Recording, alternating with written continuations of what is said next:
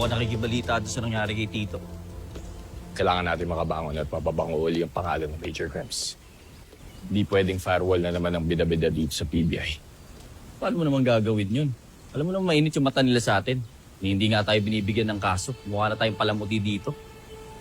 Basta, ako nang bahala doon.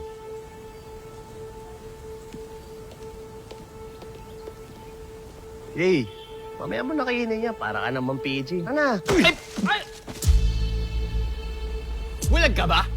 Ba't di ka tumitingin sa dinadaanan mo? Bulag ka rin ba? Nakita mo na ba't di ka pa umiwas? Piloso po ka rin no?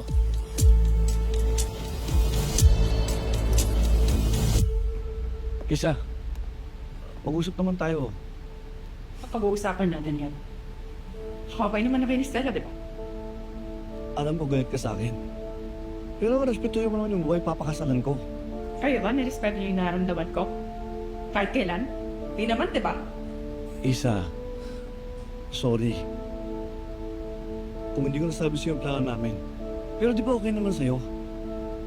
Alam mo yung relasyon kami ni Stella? Anak, wala din yung problema sa'yo eh. Iniisip mo okay lang lahat. Okay lang na iniwan mo kami.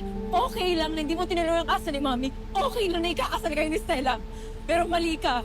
Everything is not okay. Gusto ata ng kriminal na to na masampulan ulit eh.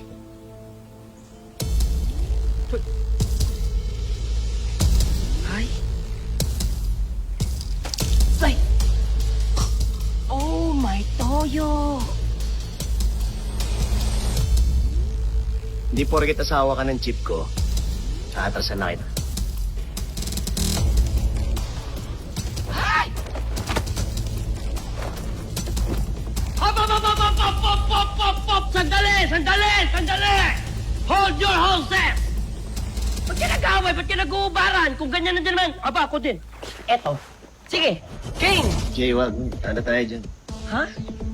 Bakit? Tanda tayo dyan. Sige. Mayos kayo. Isa! Hernan! Hindi matutuwa si Monina na nagkakaganyan kayong mag-ama. Anak, please wag ka na magalit sa akin. Hindi ako magiging masaya sa kasal namin ni Stella kung di tayo maayos.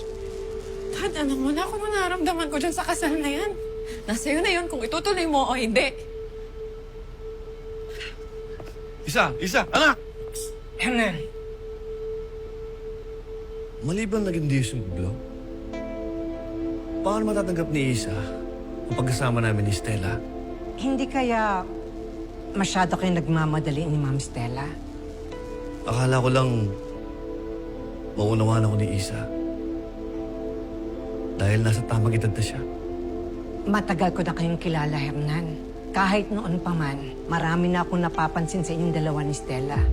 Pero kahit minsan, wala akong sinabi kay Molina. At wala rin akong balak na sabihin kay Isa. Dahil hindi naman dapat manggaling sa akin yon. Wala akong dapat sabihin. Wala pa talaga? Bakit hindi okay kay Isa? Hernan naman, matalino ang anak mo. Katulad ni Monina. Sorry ha. Pero kung ako ikaw, magiging tapat na lang ako kay Isa. Baka yun pang maging susi para matanggap niyang lahat. Ano na? Hanggang hubad ka lang pala eh. Tara, sugod! Tina! Huwag mo muna patuloy yan. Papahamakin tayo lalo eh. Kala ko ba kampi tayo? Mo, magpalamig muna tayo. Tsaka mo na lang patuloy yan. Pag okay na lahat. Ano na? Tagal ah. Wala ka pala eh. Game! No. Siniswerte ka lang ngayon. Pero sa susunod, kikilalanin mo yung pinapangga mo. Huwag kang mag-alala. Kilalang kilala ko. At sa susunod, lalabas na ang baho ng binabangga ko. Sinasabi mo, Sabi ko, lalabas din ang baho mo. matagal nang patay yung mabahong daga dito sa PBI. At hindi ako yun. Sabi mo eh. Pero siguraduhin mo kilala mo rin binabangga mo ah. Baka sa susunod, yung binabangga mo, magpapabagsak sa'yo. Paano ko naman hindi makikilala ang isang kriminal na tulad mo? Ha? Sige, kriminal. Dating kriminal. At least ako, loyal. Di kagaya na iba dyan. Tol, tara na, malis tayo. Kain na lang natin ng sushi yan. Tara.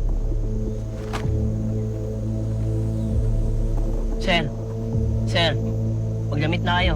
Makakabagin pa kayo eh.